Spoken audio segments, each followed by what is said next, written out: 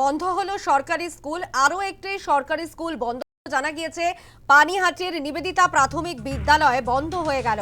ছাত্রছাত্রী এবং শিক্ষকের অভাবেই বন্ধ হয়ে গেল পানিহাটি নিবেদিতা প্রাথমিক বিদ্যালয়। জরাজীর্ণ ভগ্ন অবস্থায় স্কুল ভবন, স্কুলের চারিদিকে আগাছার জঙ্গল। শুধু ভোটদানের সময় স্কুল খোলা হয়। শিক্ষামূলক কেন্দ্র করার পরিকল্পনা, আশ্বাস পানিহাটি পুরসভার প্রধানের। স্থানীয় এলাকাবাসীরা তারা কি বলছেন শোনাবো। দিন ধরে বন্ধ স্কুল।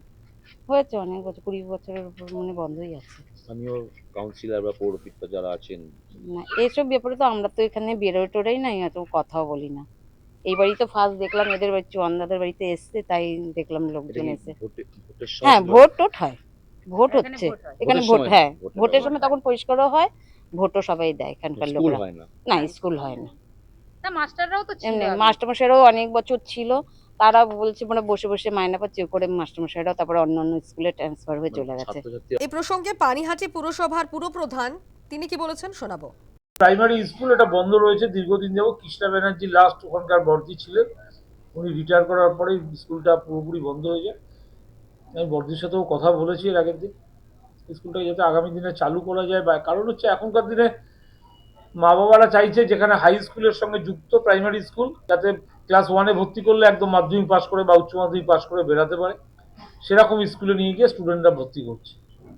যার জন্য এইসব স্কুলগুলো যেহেতু ক্লাস 1 থেকে 4 অবধি, তারপরে 5 আবার হাই স্কুলে নিয়ে যেতে হবে অন্য স্কুলে, যার জন্য এই জায়গায় এই স্কুলগুলো প্রাইমারি স্কুলগুলো এই পরিস্থিতি হচ্ছে। আমরা এটা নিয়ে কথা বলেছি, আগামী দিনে দেখি এটাকে অন্য কোনোভাবে চালু করা বা অন্য কোনো স্কুল শিক্ষা দপ্তরের অধীনে অন্য কোনো কারিগরি শিক্ষা দপ্তর বা অন্য কিছু এখানে চালু করা যায়। স্থানীয় বিজেপি নেতৃত্ব তিনি কি বলছেন এই বিষয়ে শোনাবো। এই পানিহাটি অঞ্চলেই ভালো স্কুল বলতে আমরা সরকারি স্কুলগুলোর নাম জানতাম, কিন্তু এখন কোনো পরিবারের ছেলেই মানে মা বাবারা চায় না যে তাদের ছেলে মেয়েরা কোনো সরকারি স্কুলে পড়ুক, যত কষ্টই হোক তারা প্রাইভেট স্কুলে পাঠাতে চায়। তার কারণ শিক্ষক নেই, যারা পড়াশোনা করাচ্ছে তারা হয়তো নিজেদেরই যোগ্যতা নিয়ে সন্দেহ হচ্ছে এখন মানুষের। তারা চেয়ারে বসে আছে, তাদের নিজেদের শিক্ষাগত যোগ্যতা নিয়ে তো প্রশ্নচিহ্ন রয়েছে, তাই ওরা এই শিক্ষা ব্যবস্থাকে কি করে ভালো করবে সে নিয়ে চিন্তা করে না। মানুষ যদি শিক্ষিত হয় তাহলে তো আর তাদেরকে ভাতা দিয়ে মুখ বন্ধ করিয়ে রাখতে পারবে না। শিক্ষিত হলে চাকরি চাইবে, চাকরি কোথা থেকে দেবে?